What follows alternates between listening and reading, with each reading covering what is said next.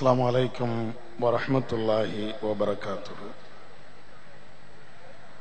إن الحمد لله نحمده ونستعينه ونعوذ بالله من شرور أنفسنا ومن سيئات أعمالنا. من يهده الله فلا مضل له ومن يضلله فلا هادي له. أشهد أن لا إله إلا الله وحده لا شريك له وأشهد أن محمدا عبده ورسوله أما بعد.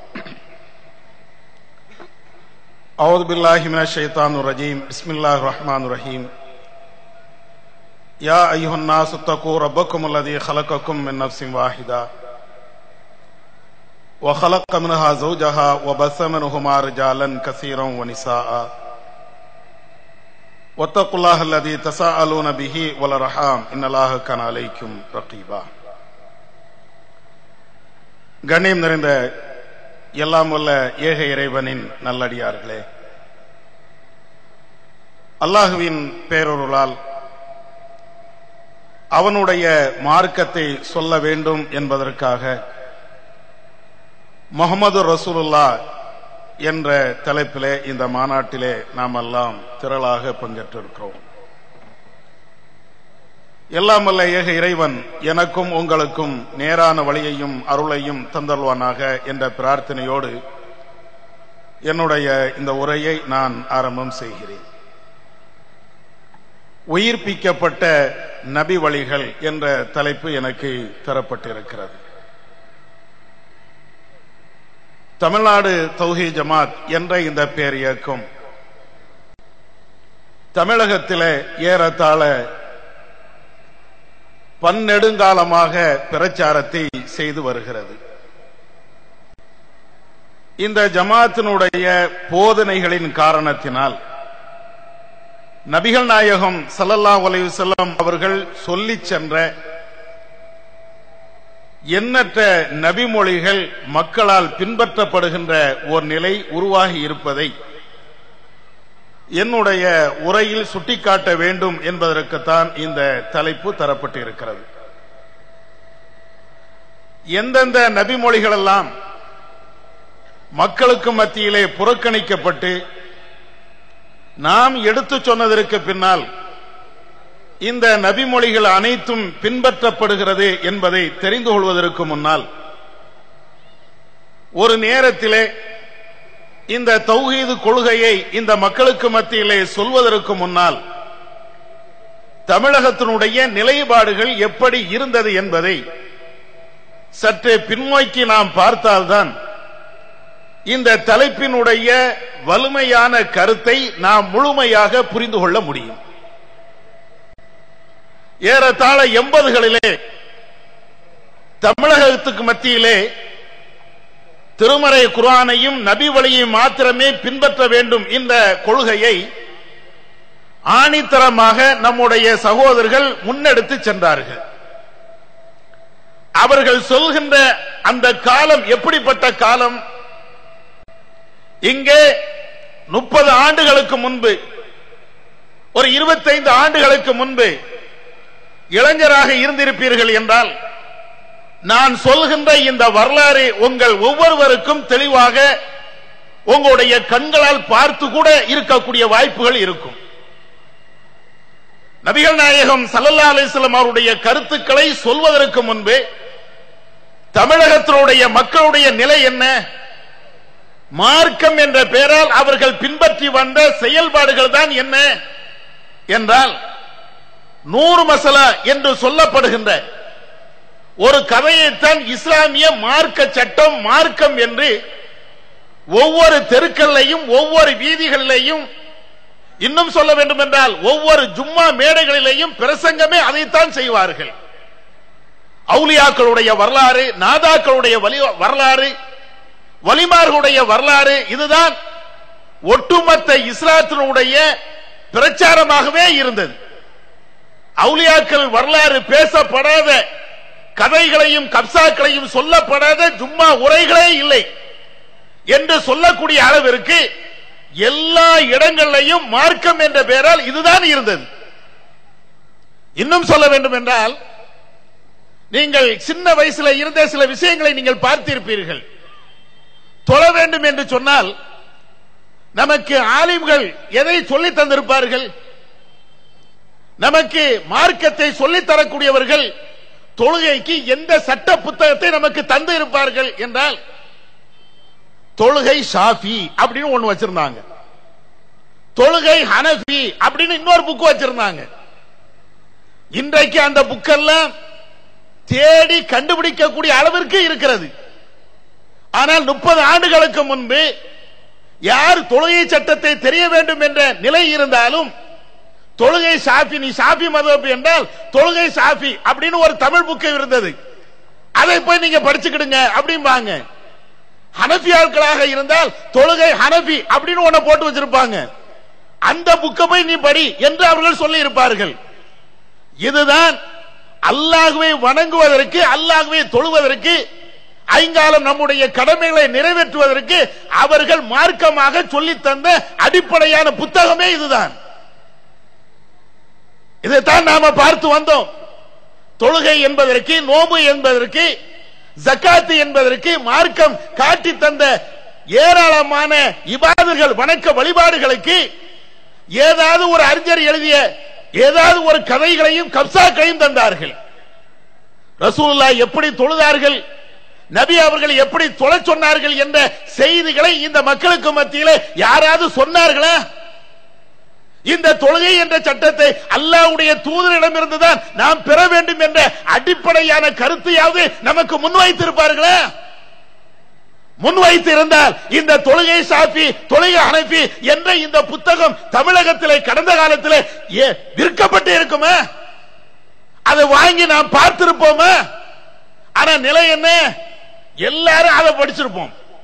ஆனால் தமிழகத்திலே இந்த ஏகத்துவ புரட்சி ஏற்பட்ட அந்த நேரத்தில் தான் தொழுகை எப்படி தொழ வேண்டும், நோன்பு எப்படி நோக்க வேண்டும், ஹஜ்ஜில இருந்து, உம்ராவில இருந்து, தான தர்மங்களை இருந்து, ஜக்காத் போன்ற கடமையான அனைத்து சட்டங்களையும் நபிகள் நாயகம் ஸல்லல்லாஹு அலைஹி வஸல்லம் அவர்கள் எப்படி சொல்லி சென்றார்களோ அப்படி செய் என்ற அடிப்படையான ஒவ்வொரு விஷயத்தையும் சொன்னோம். ஒரு நேரத்தை சகோதரர் பிஜே அவர்கள் ஆரம்பத்தில் 80, 90களில் நடந்த நிகழ்வுகள், தொழுகையை பற்றி ஒரு புத்தகத்தை போட வேண்டும் என்று ஆய்வு செய்கின்ற நேரத்தில் நமக்கு என்று தமிழகத்திலே ரசூலுல்லாஹ் காட்டி தந்த ஒரு புக்கே கிடையாது. அதற்காக வேண்டி பிஜே அவர்களுடைய தலைமையில் பல்வேறு அறிஞர்கள் கூடி தொழுகை சம்பந்தமாக முதல்ல நபி அவர்கள் எப்படி தொழுதார்கள் என்ற புத்தகத்தை நாம தான் முதல்ல கொண்டோம். எத்தனை அறிஞர்கள் இந்த நாட்டிலே வாழ்ந்தார்கள், இஸ்லாத்தை நாங்கள் சொன்னோம் என்று இன்றைக்கும் பெருமை பேசுகிறார்களே. பாரம்பரியமாக இந்த மார்க்கத்தை சொல்ல கடமைப்பட்டவர்கள் நாங்கள் தான் என்று சொல்கிறார்களே. நேற்று பெய்த மழையில் இன்று முளைத்த காலம் என்று நம்மை இன்றைக்கும் நக்கலோடு குத்தலோடு பேசுகிறார்களே. நபி அவர்கள் எவ்வாறு தொழுதார்கள் என்ற சட்டத்தை இந்த சமூகத்திற்கு தந்தார்களா? ஏதோ அறிஞர் சொன்னார், ஏதோ இமாம் சொன்னார், ஏதோ பெரியார் சொன்னார், இதுதான் தொழுகையினுடைய சட்டமாக இருந்தது. இந்த சமூகத்திற்கு தொழுகையினுடைய ரசூலுல்லாஹ் காட்டி தந்த அடிப்படையில் உள்ள அந்த சட்டத்தை முதல்ல நாம தான் வெளியிட்டோம். இன்றைக்கு அது போன்று ஏராளமான புத்தகங்கள் இன்றைக்கும் நீங்கள் பார்க்கலாம். இப்ப என்ன விஷயம்? எல்லாரும் சொல்லுவாங்க, நாங்க ரசூலுல்லாஹ்வை மதிக்கிறோம், நாங்க ரசூலுல்லாஹ்வை பின்பற்றுகிறோம், ரசூலுல்லாஹ்வுக்கு உயிரை கூட கொடுப்போம் என்ற இந்த வாசகத்தை எல்லாரும் இன்றைக்கு சொல்லுகின்ற ஒரு நிலையை நீங்கள் பார்க்கலாம். ஆனால் இந்த சொல்லை சொல்ல வைத்தது யார்? அல்லாஹ்வுடைய தூதர் காட்டி தந்ததான் மார்க்கம் என்று பேசுவதற்கு அடிப்படையான விஷயங்களை இந்த ஜமாத் தான் தமிழகத்தில் விளைத்தது. அந்த அடிப்படையில் நாம இன்றைக்கும் பேசிக் கொண்டிருக்கிறோம். அல்லாஹ் தன்னுடைய திருமறை குர்ஆனிலே சொல்லி காட்டுகிறான், லக்கது கான லக்கும் ஃபீ ரசூலுல்லாஹி உஸ்வத்துன் ஹஸனா.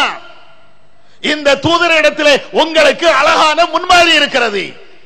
கொடுக்கல் வாங்கலா, கடன் பிரச்சனையா, வணக்க வழிபாடுகளா, எந்த விஷயமாக இருந்தாலும் அல்லாஹ்வுடைய தூதரிடத்தில் உங்களுக்கு அற்புதமான முன்மாதிரி இருக்கிறது. அங்கே போய் நீங்கள் பாருங்கள் என்ற இந்த வசனத்தின் அடிப்படையில் ஒவ்வொரு சட்டத்தையாக உள்ளே கொண்டு வந்தோம். அந்த அடிப்படையில் முதலாக நபிகள் நாயகம் ஸல்லல்லாஹு அலைஹி வஸல்லம் அவர்கள் சொல்லி சென்ற சஹீஹுல் புகாரி என்ற நூலிலே இன்றைக்கும் இடம்பெறுகின்ற அந்த செய்தி, சல்லு கமா ரஅய்துமூனி உஸல்லி, என்னை எவ்வாறு தொழக் கண்டீர்களோ அவ்வாறே நீங்கள் தொழுவுங்கள். நாங்கள் ரசூலுல்லாஹ் எப்படி ருக்கு செய்தார்களோ, ரசூலுல்லாஹ் எப்படி சஜதா செய்தார்களோ, ரசூலுல்லாஹ் எப்படி நிலையில் நின்றார்களோ, ரசூலுல்லாஹ் எப்படி கைகளை நெஞ்சிலே கட்டினார்களோ, ரசூலுல்லாஹ் எப்படி அத்தியாயத்தில் இருந்தார்களோ என்று தொழுகையினுடைய ஆரம்பம் முதல் கடைசி வரையிலையும் இந்த ஹதீஸை வைத்து மையமாக வைத்து இந்த சமுதாயத்திற்கு முதல்ல நாம சொன்னோம். அதனுடைய விளைவு என்ன?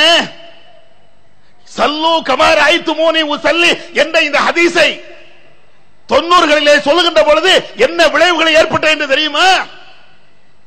40 இமாம்களை இவர்கள் தூக்கி எறிந்து விட்டார்கள். இமாம்களை இவர்கள் மதிக்கவில்லை, இமாமுடைய சட்டத்தை இவர்கள் பின்பற்றவில்லை என்ற அந்த கூக்குரலோடு இந்த ஹதீஸையே மறந்து போனார்கள். இந்த ஹதீஸையை எதிர்க்கவும் செய்தார்கள். தொழுகையினுடைய ஒவ்வொரு சட்டத்தையும் ஹதீஸின் அடிப்படையில் சொன்னோம். உங்களுக்கெல்லாம் ஞாபகம் இருக்கும், பல்வேறு சகோதரர்களுக்கு இது இன்றைக்கும் நினைவில் இருக்கும். வரலாற்றக்கூடிய ஹதீஸ் ஆதி காலத்திலே கேள்விப்பட்டது உண்டா? நபிகள் நாயகம் ஸல்லல்லாஹு அலைஹி வஸல்லம் அவர்கள் காட்டி தந்த தொழுகை என்ற அந்த கோணத்திலே இருக்கிறது. யுஹர்ரிகுஹா யதூபிஹா, வாயில் இப்னு ஹஜர் என்று சொல்லப்படுகின்ற அந்த நபித்தோழர் அறிவித்தாரே, அல்லாஹ்வுடைய தூதர் அத்தியாயத்தில் இருக்கின்ற பொழுது தன்னுடைய ஆட்காட்டி விரலை அவர்கள் அசைத்துக் கொண்டே இருப்பார்கள். இந்த ஹதீஸ இதற்கு முன்னால் யாரும் சொன்னது உண்டா? இப்படி ஒரு சட்டம் இருக்கிறது என்று யாராவது பேசியது உண்டா? அந்த சிந்தனையே நமக்கு வரக்கூடாது என்றுதானே மதுஹப் என்று அந்த குப்பையிலேயே தள்ளினார்கள். ஆனால் இந்த செய்தியை சொன்னதற்கு பின்னால் தமிழகமே கொந்தளித்து போனது. விரலை ஆட்டுகிறார்களாமே, தொழுகையிலே கிண்டல் செய்கிறார்களாமே, தொழுகையே இறைவனுக்கு தொழாதது போன்று யாருக்கோ தொழுது மாதிரி இவர்கள் ஆக்கிவிட்டார்களே என்றெல்லாம் நம்மளை ஏளனமாக கடுமையாக நையாண்டியோடு கடுமையான பிரச்சாரம் செய்தார்கள். ஆனால் ரசூலுல்லாஹ்வுடைய சுன்னத்தை இது விரலை ஆட்டுவது என்பது இமாம்கள் கண்டுபிடித்தது அல்ல, தௌஹீத் ஜமாத்துடைய அறிஞர்கள் கண்டுபிடித்தது அல்ல, அகிலத்திற்கெல்லாம் அருக்குடை என்று சொல்லப்பட்ட அல்லாஹ்வுடைய தூதர் நமக்கு காட்டி தந்த வழிமுறை. இந்த வழிமுறையை நாம் ஏற்று நடந்ததனால் நம்முடைய சகோதரர்கள் பள்ளிவாசலில் இருந்து விரட்டப்பட்டார்கள்.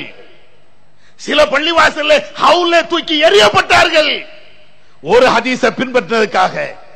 சில பள்ளிவாசல்ல நம்முடைய சகோதரர்கள் விரலை ஆட்டுவார்கள் என்றால் பக்கத்தில் இருந்து தொழக்கூடியவன் அவன் தொழுகையை விட்டுட்டு நம்முடைய கையை பிடிச்சு விரலை ஆட்டாம தடுத்தான். போலீசிலே வழக்குகள், கோர்ட்டிலே வழக்குகள், எத்தனை பிரச்சனை. விரல ஆட்டின ஒரே ஒரு காரணத்திற்காக எத்தனை பள்ளிவாசல்ல நம்முடைய சகோதரருடைய மண்டைகள் பிளக்கப்பட்டது. கொஞ்சம் யோசிச்சு பாருங்க. ஹதீசுகளை ஒரே ஒரு ஹதீஸை பின்பற்றுவதற்காக இந்த சமூகம், இந்த தௌஹீத் ஜமாத்தை சார்ந்த இளைஞர்களும் பெரியவர்களும் கொடுத்த அந்த தியாகத்தை கொஞ்சம் நினைத்து பாருங்கள். ஹதீஸ் என்றால் சாதாரணமா நம்ம எடுக்கல, ஏன்னா அது வஹீ செய்தி, அல்லாஹ்வுடைய கட்டளை, அல்லாஹ்வுடைய உத்தரவு. அல்லாஹ் அப்படித்தானே தன்னுடைய திருமறை குர்ஆனிலே சொல்லி காட்டுகிறார், மா யன்திகு அனில் ஹவா இன் ஹுவ இல்லா வஹ்யுன் யூஹா. இந்த இறை தூதர் அவராக பேச மாட்டார், அவருக்கு எது வஹி அறிவிக்கப்படுகிறதோ அதைத்தான் பேசுவார். அல்லாஹ்வுடைய தூதர் விரலாட்டினார்கள் என்றால் அது அல்லாஹ்வுடைய உத்தரவு. ரசூலுல்லாஹ் அவங்களாக கண்டுபிடித்தது அல்ல என்ற அடிப்படையில் இந்த ஹதீஸை இந்த அளவிற்கும் இந்த சமுதாயத்திலே பின்பற்ற வைத்திருக்கிறோமே. எந்த அளவிற்கு இன்றைக்கும் நம்முடைய பிள்ளைங்க சின்ன சிறுசு தொழுகை என்றால் என்னவென்றே தெரியாத அந்த குழந்தைகள் நம்ம பக்கத்துல நாம தொழக்கூடிய அந்த தொழுகையை பார்த்துட்டு அடிக்கிறான் பாரு, அடி டை டை டை அடிக்கிறான ரசூலுல்லாஹ்வுடைய ஹதீஸை இன்றைக்கு பின்பற்றுகிறான. எங்கே கொண்டு வந்து நிப்பாட்டி இருக்கிறோம்? எங்களோடு நிப்பாட்டல, அறிஞர்களோடு நிப்பாட்டல, மாநில நிர்வாகிகளோடு நிப்பாட்டல, மாவட்ட நிர்வாகிகளோடு நிப்பாட்டல. இந்த தௌஹீத் கொள்கையில் யாரெல்லாம் சங்கமித்தார்களோ அத்தனை பேருடைய பிள்ளைகளும் சேர்ந்து இன்றைக்கு அந்த ஹதீஸை தலைக்கு மேலே தூக்கி நிறுத்துகிறார்கள். இதுதான் தௌஹீத் ஜமாத். இந்த ஹதீஸுக்கு நாம் கொடுக்கக்கூடிய மரியாதை. இன்னைக்கு சில பேரு நாக்க போட்டு பேசிட்டு இருக்கிறான். ஹதீஸை இவங்க புறந்தள்ளுறாங்க, ஹதீஸை இவங்க மறுக்கிறாங்க. ஆதாரபூர்வமான சரியான ஹதீஸ்களை, ஏராளமான ஹதீஸ்களை இவர்கள் மறுக்கக்கூடிய கூட்டம். யாரை பார்த்தப்பா சொல்றீங்க? யாரை பார்த்து சொல்கிறீர்கள்? இப்படி பேசுகின்ற இந்த கள்ள சலப்புகள், ஜாக்கு போன்ற அமைப்பினர்கள் என்றைக்காவது நீ அடி வாங்கியது உண்டா? இந்த ஹதீஸ கூட நீ இன்றைக்கு பலவீனமாக ஆக்குவதற்கு படாத பாடுபட்டுக் கொண்டிருக்கிறீங்க. வரலாற்றக்கூடிய ஹதீஸ, அந்த ஹதீஸ் வேண்டாம் என்று சொல்வதற்கு என்னெல்லாமோ ஆய்வு உங்க இஷ்டத்துக்கு பண்ணிட்டு இருக்கிறீங்க. ஆனால் இந்த ஹதீஸுக்காக, இதை நடைமுறைப்படுத்தியதற்காக என்ன விலை கொடுக்க வேண்டுமானாலும் நாங்கள் தயாராக இருக்கிறோம் என்று இந்த மக்களுக்கு மத்தியில் இன்றைக்கும் சொல்லிக் கொண்டிருக்கிறோம். அதோடு நிக்கல, நீங்க இன்னொன்னு புரியணும். இந்த ஹதீஸை, தொழுகையினுடைய சட்டமான இந்த ஹதீஸை சொல்லுகின்ற பொழுதுதான் தமிழகத்திலே மதுஹப் என்ற அந்த கோட்டையை அப்படியே வேரோடு மண்ணாக தூக்கி தூர எறிந்தோம். மதுஹப்வாதிகளுக்கு உள்ளத்தில் எல்லாம் இன்றைக்கும் அவருடைய கொலை கொதிக்கிறது என்றால், உள்ளங்கள் நடுகிறது என்றால் இந்த ஹதீஸ் தான். ஆரம்பத்தில் தொழுகையை ரசூலா சொன்ன மாதிரி தொழுங்கப்பா என்று சொல்லுகின்ற பொழுதுதான் ஏராளமான கேள்விகள். அப்ப இந்த அடிப்படையில் ஹதீஸ்களை ஒவ்வொன்றாக நாம நடைமுறைப்படுத்திக் கொண்டு வரோம். அதுக்கு அடுத்து என்ன? தொழுகை விஷயத்தில் அதுக்கு அடுத்து ஒரு ஹதீஸ், ரெண்டு ஹதீஸ் இல்ல. இந்த சமூகத்திற்கு ஹதீஸ் என்றால் என்னவென்றே சொல்லாம போனதுனால ஹதீஸ பற்றியே தெரியல. நாம ஹதீஸ்களை படித்து படித்து இதுதான் சட்டம் என்று சொல்லுகின்ற பொழுது ஒவ்வொரு ஹதீஸா நடைமுறைக்கு வருகிறது. அடுத்து என்ன? மக்ரிபுக்கு முன் சுன்னத். உங்களுக்கு எல்லாம் தெரியுமா? இப்ப கேட்டா நீங்க சொல்லுவீங்க, ஆமா மக்ரிபுக்கு முன் சுன்னத்து உண்டு, 2 ரக்காத்து தொழணுமே, லோஹருக்கு முன் சுன்னத்து உண்டது மாதிரி, அதே மாதிரி அசருக்கு, சுபுவுக்கு, இஷாவுக்கு, இது போன்ற தொழுகைக்கு முன்னால முன் சுன்னத்து இருக்கிற மாதிரி மக்ரிபுக்கு முன் சுன்னத்து உண்டு. எல்லாரும் நீங்க சாதாரணமா சொல்லிடுவீங்க. ஆனால் மக்ரிபுக்கு முன் சுன்னத்து இல்லை என்பது மதுஹப்புடைய நிலைப்பாடு. இன்றைக்கும் தமிழகத்தில் இருக்கக்கூடிய சுன்னத் ஜமாத்தை சார்ந்த அந்த பள்ளிவாசலுக்கு சென்று நீங்கள் பாருங்கள், போர்டு போட்டு இருப்பார்கள். அந்த போர்டில் அவர்கள் எழுதி வைத்திருக்கக்கூடிய அந்த எழுத்தை நீங்கள் படித்து பாருங்கள். பாங்கு, இகாமத்து எல்லா இடத்திலும் இருக்கும். ஒவ்வொரு தொழுகையினுடைய அந்த பாங்கினுடைய டயத்தை அவங்க போட்டு வச்சிருப்பாங்க, இகாமத்தினுடைய டயத்தையும் போடுவாங்க. பாங்கு 8 மணி என்றால் இகாமத்து 8:20, சுபு பாங்கு 5 மணி என்றால் இகாமத்து 5:20. எல்லாத்துக்குமே அந்த பாங்குக்கு இகாமத்துக்கும் இடையில குறைஞ்சபட்சம் ஒரு 10 நிமிஷம் 20 நிமிஷம் கேப் விடுவாங்க. ஆனால் மக்ரிபுன்னு சொன்னா இன்னைக்கு நீங்கள் பார்க்கலாம், மக்ரிப் பாங்கு 6:10, இகாமத்து உடன் இருக்கா? எல்லா பள்ளிவாசலையும் போட்டிருக்கிறாங்களா? என்னப்பா அப்ப மக்ரிபுக்கு முன் சுன்னத்து இல்லையா? பாங்கு சொன்ன உடனே கடமையான அந்த மக்ரிப் தொழுகையை தான் தொழணுமா? என்ன இன்னைக்கும் மதுஹபை அந்த குப்பைகளை பின்பற்றக்கூடியவர்கள் இந்த ஹதீஸை இன்றைக்கும் தூக்கி குப்பையில போடுகிறார்களே. இந்த சமூகத்திற்கு நாம் சொன்னோம், சஹீஹ் புகாரிலே இடம்பெறுகின்ற ஹதீஸ், சல்லு கபுலல் மக்ரிப், மக்ரிபுக்கு முன்னால் நீங்கள் தொழுது கொள்ளுங்கள், மக்ரிபுக்கு முன்னால் நீங்கள் தொழுது கொள்ளுங்கள் என்று அல்லாஹ்வுடைய தூதர் சொன்னார்களே. இப்னு உமர் போன்ற நபி தோழர்கள் அறிவிக்கிறார்களே, நாங்கள் நபி அவருடைய காலகட்டத்தில் மக்ரிபுக்கு முன்னால் 2 ரக்காத்துகள் தொழுதோம், அல்லாஹ்வுடைய தூதர் எங்களை தடுக்க மாட்டார்கள், நாங்கள் தொழுது கொண்டு இருந்தோம் என்ற செய்தி வருகிறது. 1 2 மக்ரிபுக்கு முன் சுன்னத்து என்று சொல்வது 1 2 செய்தி இல்ல, ஏராளமான ஹதீஸ்கள். இந்த ஹதீஸ்களை இன்னைக்கு செயல்படுத்தி காட்டியது யார்? மக்களுக்கு மத்தியிலே இதை சொல்லி சொல்லி இதை செய்யுங்க என்று இன்றைக்கும் எல்லா இடத்திலையும் பரவலாக கொண்டு போனது யார்? எங்களை பார்த்து ஹதீஸ மறுக்கிறான், ஹதீஸ தூக்கி எறிகிறான். அட சொல்வதற்கு உங்களுக்கு ஒரு கொஞ்சம் மாதிரி அருகதை உண்டா? ரசூலுல்லாஹ்வுடைய ஹதீஸ்ல இது. அதுக்கு அடுத்து இது ஒரு ஹதீஸ் ரெண்டு ஹதீஸ் மட்டும் இந்த மதுஹப்வாதிகள் மறுக்கல. ரசூலுல்லாஹ் மக்ரிபுக்கு முன் சுன்னத்து உண்டு என்று சொல்லக்கூடிய ஏராளமான ஹதீஸ், அத்தனை ஹதீஸையும் மறுத்து விட்டு தான் இவர்கள் இன்றைக்கும் மக்ரிபுக்கு உடனே பாங்குக்கு உடனே இகாமத்து. அதற்கு அடுத்து நீங்க இன்னொரு செய்தியையும் பார்க்கலாம். சஹர் பாங்கு உங்களுக்கு தெரியுமா? இந்த தௌஹீத் ஜமாத் வந்ததற்கு பின்பு நம்முடைய தமிழகத்தில் இருக்கக்கூடிய அனைத்து மர்கஸ்களையும் நோன்பு காலகட்டத்தில் சஹருக்கு என்று ஒரு பாங்கு சொல்லப்படும். ஏறத்தாழ 4 அல்லது 4:30 மணி அந்த நேரத்தில் ஒரு பாங்கு. சஹர் முடிந்ததற்கு பின்னால் சுபுவுக்கு இன்னொரு பாங்கு. இந்த நடைமுறையை இன்றைக்கு நம் ஜமாத் கடைபிடிக்கிறது. நம்முடைய சகோதரர்கள் அந்த நேரத்தில் இப்பொழுது ரமலானிலே பாங்கு சொல்கிறார்கள். எந்த அடிப்படையில்? நாம கண்டுபிடிச்சதா? மதுஹப் கண்டுபிடிச்சதா? அறிஞர்கள் கூடி முடிவெடுத்ததா?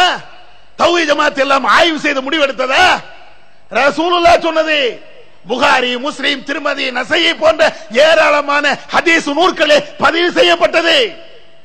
சஹர் பாங்குன்னு ஒண்ணு உண்டா அப்படின்னு கேள்வி கேட்கக்கூடிய இந்த நேரத்தில் அது இருக்குது, ஹதீஸ்ல இருக்குது, நடைமுறைப்படுத்துவோம். இன்னைக்கு நடைமுறைப்படுத்தி இருக்கிறோமே. நபிகள் நாயகம் ஸல்லல்லாஹு அலைஹி வஸல்லம் அவங்க சொல்லி காட்டினார்களே, இன்ன பிலாலன் யுஅத்தினு பில்லைல். பிலால் அவர்கள் இரவு நேரத்திலே, சஹர் நேரத்திலே அவர்கள் பாங்கு சொல்வார்கள். அப்படி பாங்கு சொன்னா குலு வஷ்ரபு, நீங்க சஹர் சாப்பிடுங்க, தண்ணீர் குடிச்சுக்கிடுங்க. எதுவரை? இப்னு உம்மி மக்தூம் அவர்கள் பாங்கு சொல்லுகின்ற வரை. சஹீஹ் புகாரி, முஸ்லிம் ஏராளமான ஹதீஸ் நூல்கள்ல இது இருக்குது. சுபு பாங்கு என்று ஒன்று இருக்கும், சஹர் பாங்கு என்று இன்னொன்று இருக்கும். இந்த ரெண்டு பாங்கையும் நபியுடைய காலகட்டத்தில் செயல்படுத்தினார்கள். அது அப்படியே இன்னைக்கு செய்யும். இந்த இடத்துல நான் இன்னொன்னை சொல்ல கடமைப்பட்டு இருக்கிறேன். உங்க எல்லாத்தையும் வந்து குழப்பவாதி என்று, அது குழப்பம் என்று சொல்வதை விட முட்டாள்தனம் வேற எது இருக்க முடியும்? அபூஜஹல் கூட இதை செய்யும். நான் நிறைய விஷயங்கள் பட்டியல் போட்டு சொல்லணும். 1-2 விஷயத்தை மாத்திரம் விறுவிறுன்னு சொல்லிக்கிட்டே போறேன். பிறை விஷயம் உங்க எல்லாத்துக்கும் தெரியும். பிறைனா இப்ப எப்படி இருக்குது? சுன்ன ஜமாத் அவரு எங்கேயாவது பார்த்தா அறிவிப்பாரு, நம்ம பார்த்தா மட்டும் அறிவிக்க மாட்டார். மாலைகான் பிறகு என்ன அறிவிப்பாரு? டவுன் ஆட்சின்னு ஒரு ஆள் வச்சிருக்காங்களே, எங்கேயோ பார்த்த பிறைய பார்த்துட்டு இங்க பிற பார்த்தாச்சுன்னு அறிவிப்பார். நம்ம பார்த்தா மட்டும் அவருக்கு அலர்ஜி. சரி பின்பற்றாம போ. அதே மாதிரி நாங்க தௌஹீத்வாதிகள் என்று போலி தௌஹீத்வாதி இருக்கிறாங்களே, இவங்க என்ன செய்யறாங்க? ரசூலுல்லாஹ்வுடைய காலத்தில் பிறை விஷயத்தில் எந்த ஹதீஸை அல்லாஹ்வுடைய தூதர் சொல்லி தந்தார்களோ, எதை நடைமுறைப்படுத்தினார்களோ அதை இன்னைக்கு நடைமுறைப்படுத்துறாங்களா? ஒரு கோஷ்டி அகில உலகத்தில் எங்க பிற தெரிஞ்சாலும் நான் பின்பற்றுவாங்குது. இன்னொரு கோஷ்டி உன்னை எவன்டா பிற பார்க்க சொன்னா? நவீன காலத்தில் உட்கார்ந்து இருக்கடா, பிறையும் பார்க்க வேண்டாம், அதெல்லாம் தேவையில்லை, முட்டாப்பைய காலத்தில் செஞ்சது நீ செய்யலாமா அப்படின்னு பிறையே பார்க்க வேண்டாம் அப்படிங்கிறான். சஹீஹ் புகாரிலே இடம்பெறுகின்ற செய்தி, சூமு லிருயதி வஅஃதிரு லிருயதி. பிறையை பார்த்து நீங்கள் நோன்பு வையுங்கள், பிறையை பார்த்து நீங்க நோன்பை விட்டு விடுங்கள், பெருநாளை கொண்டாடுங்கள் என்று சொன்னார்களே. இந்த செய்தியை இன்றைக்கு கடுமையாக உறுதியாக பின்பற்றி நடக்கக்கூடியவர்கள் யார்?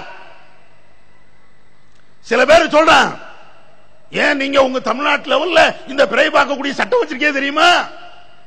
சுன்ன ஜமாத்தை நீங்க அனுசரிச்சுட்டு போகணும், அவங்களோடு நீங்க ஒத்து ஊதணும். அதுக்கு தான் நீங்க வந்து உங்களுக்குள்ளேயே அப்படி ஒரு எழுதப்படாத ஒரு ஒப்பந்தத்தை வைத்து கொண்டு நீங்க இங்கேயே பிறை பார்த்து இங்கேயே கொண்டாடுறீங்க. என்ன கழிஞ்ச நோம்புல என்னாச்சு?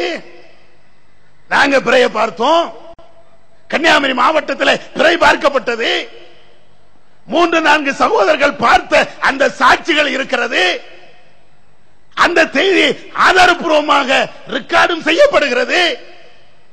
இத கேட்டு மற்றவங்களுக்கு சொன்ன இல்ல, சுன்ன ஜமாத்தாவது எந்த ஜமாத்தா இருக்கட்டும், எங்களுக்கு அது தேவையில்லை, ஹதீஸ் தான் எங்களுக்கு தேவை. தனிச்சு நின்று தொழுதமே ஹதீஸை நிலைநாட்டுவதற்காக எவரையும் பார்க்கல, எந்த ஆளையும் பார்க்கல, எந்த நிர்வாகத்தையும் பார்க்கல.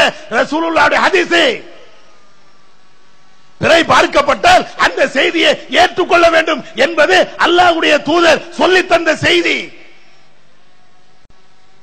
அதற்கு யாரையும் எதிர்பார்க்காம செய்தி உண்மையா என்று பார்த்து அந்த ஹதீஸை நடைமுறைப்படுத்தணுமே. இன்றைக்கு நடைமுறைப்படுத்துகிறோமே. இதுல இன்னொரு முக்கிய செய்தி என்ன தெரியுமா? சகோதரர்களே, ஆண்களே, பெண்களே, நீங்கள் தெரிந்து கொள்ளுங்கள். பிறை பார்ப்பது என்பது தமிழகத்திலே சுன்ன ஜமாத்தா இருக்கட்டும், போலி தௌஹீத்வாதிகளாக இருக்கட்டும், கள்ள சலப்பு கூட்டமாக இருக்கட்டும், அத்தனை பேரும் எப்ப பிறை பார்க்கிறாங்க? நோம்புல பார்ப்பாங்க, அல்லது ஹஜ் பெருநாள பார்ப்பாங்க. மிஞ்சி மிஞ்சி போனாச்சுன்னா முஹர்ரம் மாசத்திலே பார்த்து வச்சுக்கிடுவாங்க. ஒவ்வொரு மாசமும் யாராவது பிறை பார்க்கிறாங்களா? ஒவ்வொரு மாசமும் யாராவது பிறை பார்த்து அறிவிக்கக்கூடிய ஒரு செய்தியை நீங்கள் எங்கேயாவது கேள்விப்பட்டது உண்டா? சொல்லுங்க பாப்போம். நாங்க ரசூலுல்லாஹ்வுக்கு உயிரை கொடுக்கிறோம் என்று சொல்லுகிறார்களே, ரசூலுல்லாஹ்வை நாங்கள் தான் பின்பற்றுகிறோம் என்று பேசுகிறார்களே, இவர்களை யாராவது இந்த ஹதீஸுக்கு மரியாதை கொடுத்து ஒவ்வொரு மாதமும் பிறையை பார்த்து அதை அறிவிக்கிறார்களா? எனக்கு தெரிஞ்சு அகில உலகத்திலையும் தௌஹீத் ஜமாத் மாத்திரமே மாதம் பிறையை பார்க்கிறது. யாரு பார்க்கிறா? சவுதின்னு சொல்லுவாங்க. மாசம் மாசம் இந்த இடத்தில் பிறையை பார்த்து இவர் பார்த்தார் என்று சாட்சியோடு நிரூபித்தார்களா?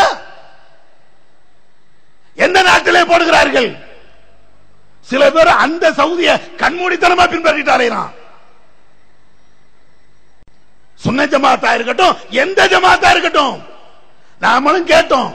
எப்ப மாசம் மாசம் பிறை பார்க்கணுமே, ஒவ்வொரு மாசமும் பிறையை அறிவிக்கணுமே. யார் அறிவித்தா? இவளுக்கு பேரு ஹதீஸை பாதுகாக்கிறாங்க. அடே, ஹதீஸை பாதுகாக்கிறோம் என்று சொல்வதற்கு உங்களுக்கு என்ன தகுதி இருக்கிறது? ரசூலுல்லாஹ் சொன்ன பிறை சம்பந்தமான இந்த ஹதீஸ்கள் ஏராளமான நூற்களிலே பதிவு செய்யப்பட்ட இந்த செய்திகள் அத்தனையும் நிராகரிக்கலையா? அத்தனையும் தூக்கி குப்பையில நீங்க போடலையா? நாம நிக்கிறோம் இன்னைக்கு. எவன் எதிர்த்தாலும் பிரச்சனை இல்ல, எவன் ஏசினாலும் பிரச்சனை இல்ல, எவன் எங்களை குழப்பவாதி என்று சொன்னாலும் பிரச்சனை இல்ல. ரசூலுல்லாஹ்வுடைய ஹதீஸை நாங்கள் பின்பற்றுவோம். ஒரு நேரத்தில் விரலாட்டக்கூடிய ஹதீஸ் சொன்னா இல்லையா? அப்படி நாம விரலாட்டக்கூடிய ஹதீஸ இந்த சமூகத்து மத்தியில சொல்லும் போது அப்ப என்ன சொன்னாங்க தெரியுமா? ஏ குழப்பவாதி, குழப்பவாதி. தமிழகம் முழுவதும் இந்த தௌஹீத்வாதிகளுக்கு அவர்கள் வைத்த பேரை குழப்பவாதி. அப்பமே சொன்னோம், ரசூலுல்லாஹ்வுடைய ஹதீஸை நாங்கள் பின்பற்றினால் அதற்கு பெயர் எங்களுக்கு குழப்பவாதி என்றால் நாங்கள் குழப்பவாதியே தான். ரசூலுல்லாஹ்வுடைய ஹதீஸை நாங்கள் பின்பற்றுவோம் என்று இன்றைக்கு சொல்லல. 20-30 ஆண்டுகளுக்கு முன்பே அந்த விமர்சனம் வரும்போதே அவ்வளவு சிரமத்துக்கு மத்தியிலையும் அன்னைக்கு இத மாதிரி ஆயிரக்கணக்கான மக்கள் கூடல. 10 பேரு தமிழகத்திலே, 20 பேரு, 30 பேரு, 100 பேரு. அப்ப இருக்கும் போது இந்த ஹதீஸை பின்பற்றினோம். இப்ப சொல்லுங்க, இந்த ஹதீஸை எல்லாம் உயிரை கொடுத்தது யார்? நடைமுறைப்படுத்தியது யார்? ஏச்சுக்களையும் பேச்சுக்களையும் தூக்கி எறிந்துவிட்டு அல்லாஹ்வுடைய தூதருக்கு தான் நாங்கள் மரியாதை கொடுப்போம் என்று சொன்னவர்கள் யார்? அதுக்கு அடுத்து நபிகள் நாயகம் ஸல்லல்லாஹு அலைஹி வஸல்லம் அவர்கள் சொன்ன இன்னொரு முக்கியமான வணக்கம், இன்னொரு முக்கியமான செய்தி, லைலத்துல் கத்ர் இரவு. இன்னைக்கும் அது ரமலான்னா 27வது கிழமை தான். அன்னைக்கு தான் பள்ளிவாசல் எல்லாத்தையும் அலங்காரம் பண்ணி வச்சிருப்பான். சீரியல் விளக்கு, ஜோடனை, டியூப் லைட் எல்லாம். இதையும் தாண்டி சில பள்ளிவாசல்ல பிரியாணி, பாயாசம், டீ, சமுசா, வடை அத்தனையும் வணக்க வழிபாடுகள் செய்ய வருகிறார்களாம். 27 அன்னைக்கு தான் எல்லாமே நடக்கும் அப்படின்னு சொல்லுவாங்க. ஆனால் நபிகள் நாயகம் ஸல்லல்லாஹு அலைஹி வஸல்லம் அவர்கள் இந்த லைலத்துல் கத்ர் இரவு என்பது 27 சொன்னாங்களா? சஹீஹ் முஸ்லிம்ல இடம்பெறுகின்ற ஒரு செய்தி. அல்லாஹ்வுடைய தூதர் சொன்னார்களே, தஹய்யு லைலத்துல் கத்ர் ஃபில் அஷ்ரில் அவாகிர். தோழர்களே, லைலத்துல் கத்ர் என்ற அந்த இரவை பிந்திய 10 இரவுகளை நீங்கள் உயிர்ப்பித்துக் கொள்ளுங்கள். லைலத்துல் கத்ர் இரவு என்பது 27 மட்டுமல்ல, ஒற்றப்படையான இரவுகள்ல அந்த இரவை நீங்கள் தேடிக் கொள்ளுங்கள். எத்தனை ஹதீஸ், ஏராளமான ஹதீஸ் இல்லையா? இந்த ஹதீஸ இன்றைக்கு மக்களுக்கு மத்தியிலே திரும்ப திரும்ப சொன்னோம். அதனுடைய விளைவு என்ன?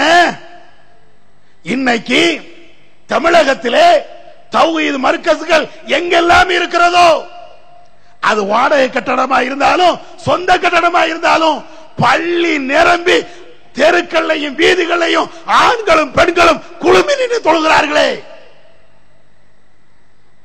இந்த ஹதீஸை நாம சொன்னதுனால, இந்த ஹதீஸை நாம உயிர் கொடுக்கணும் என்று சொன்னதுனால எவ்வளவு பெரிய புரட்சி! எங்கேயாவது இதை பார்த்தது உண்டா? இன்னும் சொல்ல போனால் 27 அன்னைக்கு வருவான், லைலத்துல் கத்ர் இரவை அடையணும்னு வருவான். அன்னைக்கு 2 ரக்காயத்து பள்ளிவாசல்ல தொழுதுட்டு போவானே, அதுதான் சுபு கூட ஆளாக்கு.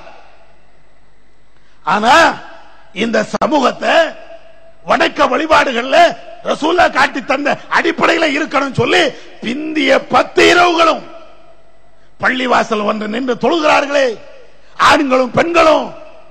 இன்னும் சொல்ல போனால் நபியுடைய கால மாதிரி குழந்தைகள்லாம் தூக்கிட்டு வந்துருவாங்க. நம்முடைய தாய்மார்கள் அந்த இரவை அடையணும், நன்மையை அடையணும் என்பதற்காக குடும்பத்தோடு ரசூலுல்லாஹி காலத்தில் குழந்தைகளோடு வந்தார்களே பள்ளிவாசலுக்கு, அதே போன்று ஒரு நிலை. ரசூலுல்லாஹ்வுடைய அந்த காலத்தை அப்படியே கண் முன்னால கொண்டு வருகின்ற அந்த நிலை கொஞ்சம் யோசிச்சு பாருங்க. யார் இதை செய்வது? யார் இதை ஊட்டியது? ஆண்களும் பெண்களும் இன்றைக்கு திரளாக வருகிறார்கள் என்றால் இந்த ஹதீஸை உயிரை கொடுக்க வேண்டும் என்பதற்கு தானே.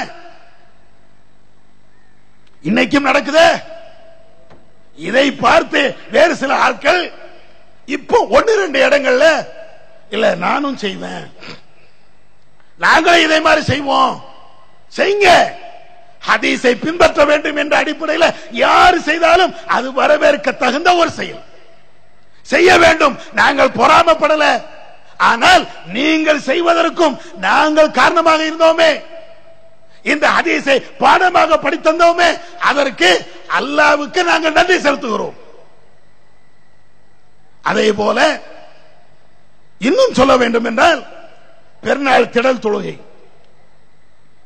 சுப்ஹானல்லாஹ், இன்றைக்கு தமிழகத்திலே நம்முடைய மர்கஸ்கள், நம்முடைய கிளைகள் எங்கெல்லாம் வியாபித்திருக்கிறதோ அத்தனை இடங்களையும்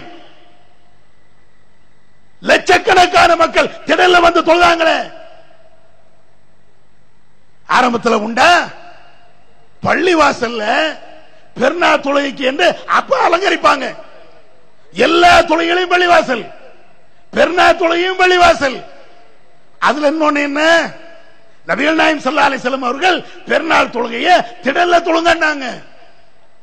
இதுலயும் நாம பெருநாள் திடலில் தொழுகை நடைபெறும் என்று அறிவிச்ச மாத்திரத்தையே இந்த போலி தௌஹீத்வாதிகள், கள்ள சலப்பு கூட்டம் அவங்க சொன்னாங்க திடல் தொழுகையா? அப்படி ஒண்ணு உண்டா? ஏளனம், நக்கல். ரசூலுல்லாஹ்வுடைய ஹதீஸை இந்த கும்பல் தான் நக்கல் அடித்தார்கள். திடல் தொழுகணும் ஒண்ணு உண்டா என்றெல்லாம் கேட்டார்கள். ஆமா, ரசூலுல்லாஹ் தொழுதார்களே, அதனால நாங்களும் தொழுதோம் அப்படின்னோம். உடனே அதுக்கு ஒரு வியாக்கியானம். ரசூலுல்லாஹ் ஏன் திடல்ல தொழுதாங்க தெரியுமா? அல்லாஹ்வுடைய தூதர் திடல்ல தொழுவதற்கு காரணம் ரசூலுல்லாஹ்வுடைய பள்ளிவாசல் மஸ்ஜித் நபவி சின்னதா இருந்துச்சு, மக்கள் பெருவாரியாக வந்துட்டாங்க, அதனாலதான் வெளியே கொண்டு போனாங்க. எவ்வளவு அயோக்கியத்தனமான ஒரு விளக்கம், எவ்வளவு மோசமான ஒரு விளக்கம். ஹதீஸை மறைப்பதற்கும் ஹதீஸை பின்பற்ற கூடாது என்று சொல்வதற்கும் இவர்கள் சொந்த விளக்கத்தை கொடுக்கலையா? அதற்கும் பதில் சொன்னோம். மஸ்ஜித் நபவியிலே தொழுதால் கூடுதலான நன்மை கிடைத்தாலும் அல்லாஹ்வுடைய தூதர் ஏன் திடலுக்கு வந்தார்கள்? இது ஒரு சுன்னத் இல்லையா? நாங்கள் செய்வோம் என்று அதை செய்தோம். தமிழக வரலாற்றிலே மிகப்பெரிய ஒரு புரட்சி என்னவென்று தெரியுமா? சில இடங்கள்ல இந்த திடல் தொழுகை கூட ஹனபி மதத்தை சார்ந்த சில பேர் செய்தார்கள். அதற்கு பின்னால் இப்பொழுது கொஞ்சம் பேர் செய்யணும்னு முன்னுக்கு வந்திருக்கிறாங்க. ஆனா அதையும் தாண்டி இன்னொரு புரட்சி என்ன தெரியுமா?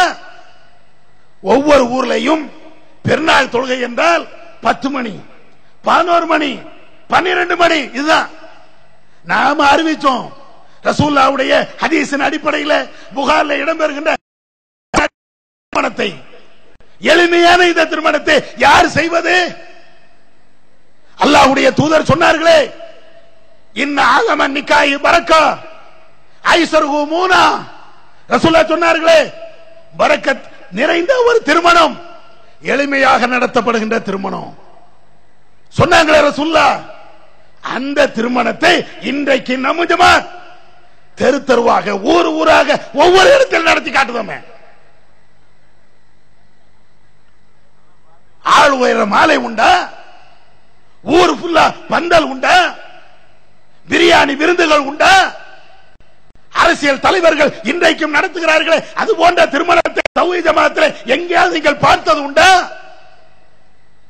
ரசூலுல்லாஹ்வுடைய காலத்தில் அப்துல் ரஹ்மான் இப்னு அவுஃப் வந்தாரு, அதே மாதிரி திருமணத்தை இந்த ஜமாத்தை தவிர வேற எங்கே நீங்கள் பார்த்தீர்கள்? அப்துல் ரஹ்மான் இப்னு அவுஃப் வராங்க, ரசூலுல்லாஹ்ட்ட கேக்குறாங்க. பேசிக்கொண்டு இருக்கும்போது அப்துல் ரஹ்மான் அல்லாஹ்வுடைய தூதர் கேக்குறாங்க, என்னப்பா நான் நேத்து கல்யாணம் பண்ணிட்டேன், என்ன கொடுத்த? ஒரு பேரிச்சம்பளம் கொட்டை அளவிற்கு மகர் தங்கமாக கொடுத்தேன், அவ்வளவுதான், கல்யாணம் முடிஞ்சு போச்சு. ரசூலுல்லாஹ் சொன்னாங்க, அவுலி வலவு பிஷாத், திருமணம் முடிந்து விட்டது என்றால் ஒரு ஆட்டை அறுத்து நீ வலிமா விருத்து கொடுத்துக்க. இன்னைக்கு பார்க்கலாமே, நம்முடைய ஜமாத்துல நேற்றோடு நம்மோடு இருந்திருப்பாரு, இன்றைக்கு புது மாப்பிள்ளையா வந்திருப்பாரு, எனக்கு கல்யாணம் முடிஞ்சிச்சு பாரு. வேற எங்கேயாவது இந்த செயலை இத பார்க்க முடியுமா? சண்டைக்கு வாரான், நீ என்ன நண்பனாடா, கல்யாணத்துக்கு எனக்கு சொல்ல வேண்டாமாடா, உயிருக்கு உயிரா உன்ன நேசனடா, ஒரு கல்யாணத்தை கூட என்கிட்ட மறைச்சிட்டியாடா அப்படின்னு சண்டைக்கு வாரான். தௌஹீத் ஜமாத்துல இன்னைக்கு யாராவது சொல்ல முடியுமா? என் பிள்ளை கல்யாணம் நடந்துச்சு, எனக்கு கல்யாணம் நடந்துச்சு அப்படின்னு ஒரு ஆள் சொன்னா ஏன் என்கிட்ட சொல்லல அப்படின்னா கேட்குவது உண்டா?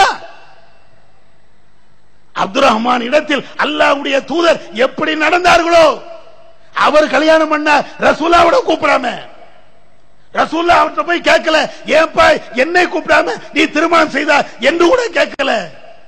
அத அப்படியே நூல் பிடித்தது மாதிரி கொஞ்சம் கூட பேசலாம இந்த ஜமாத்துல இன்றைக்கும் திருமணம் நடத்துறோமே. ஆனா இந்த ஹதீஸை இவ்வளவு அழுத்தம் திருத்தமாக ரசூலுல்லாஹ்வுடைய காலத்தில் நடைமுறைக்கு வந்தது போன்று இன்றைக்கும் தெளிவாக நாம செய்கிறோம். மற்றவங்க அது எல்லாம் பதவி அன்னைக்கோடு க்ளோஸ். அதற்கு முன்னால் தமிழகத்திலே ஹதீஸ் என்றால் குப்பைகளை ஹதீஸ் என்று நம்பினார்கள், கதைகளை ஹதீஸ் என்று நம்பினார்கள், கப்சாக்களை ஹதீஸ் என்று நம்பினார்கள், 100 மசாலாக்களை ஹதீஸ் என்று நம்பினார்கள். இன்றைக்கு நிலை என்ன தெரியுமா? 100 மசாலா இன்றைக்கு தெருக்களிலே வர முடியுமா? இன்றைக்கு இந்த கதைகளும் கப்சாக்களும் நம்ம தெருக்களிலே வர முடியுமா? ஹதீஸ்ங்கிற பேர்ல அவர்களால் சொல்ல முடியுமா? இன்னைக்கு வரலாறு அப்படியே திரும்பி விட்டது.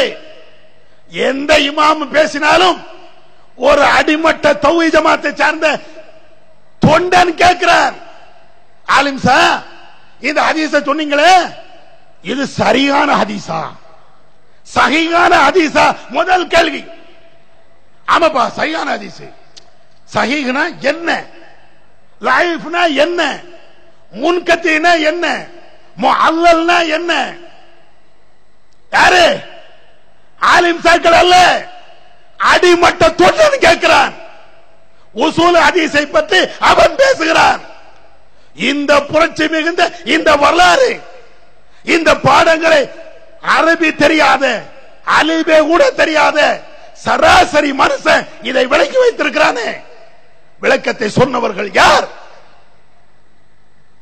இந்த ஹதீஸை பின்பற்ற வேண்டும் என்ற உறுதியான கொள்கையில் இருக்கக்கூடிய நம்முடைய சொந்தங்கள். இவ்வளவு பெரிய புரட்சி இன்றைக்கு ஏற்பட்டு இருக்கிறது. ஆலிம் சார் திரு முடிக்கிறார்.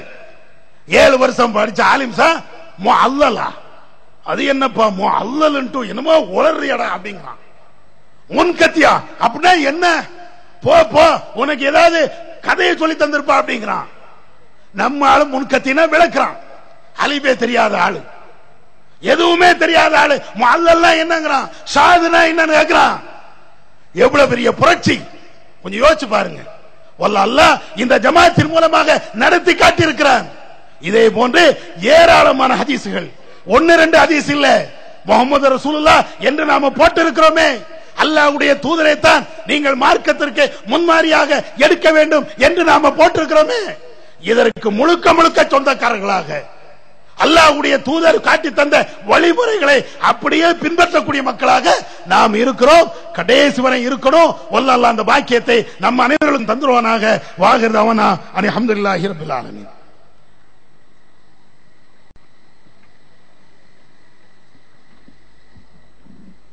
அஸ்ஸலாமு அலைக்கும். அன்பு சகோதர சகோதரிகளே, அடுத்ததாக சகோதரர் பிஜே அவர்கள் உரை நிகழ்த்த இருக்கிறாங்க. கடைகளில் இருக்கக்கூடிய சகோதர சகோதரிகள் வந்து நீங்க இருக்கையில் அமருங்க தயவு செய்து.